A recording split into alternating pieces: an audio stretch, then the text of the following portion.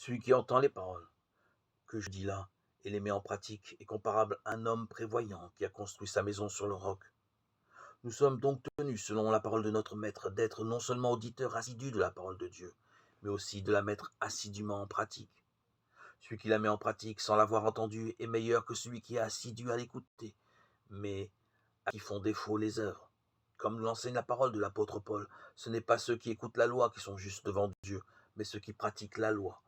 Ceux-là seront justifiés. Romains 2, 13. Il faut que le disciple de Dieu apprenne par où il commencera, comment et par où il fera monter les étages de sa construction et comment il achèvera,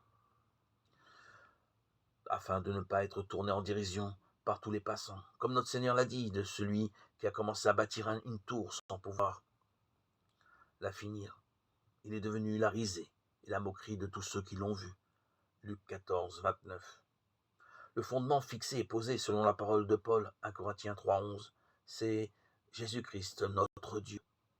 Chacun bâtit sur le fondement comme il veut, parce que le fondement a condescendu une fois dans son amour à recevoir tout ce qui est posé sur lui, jusqu'à ce que vienne le jour de la révélation où l'œuvre de chacun sera examinée et prouvée, et où celui qui est le fondement à la base de la construction montera et deviendra le juge et la tête au sommet de la construction.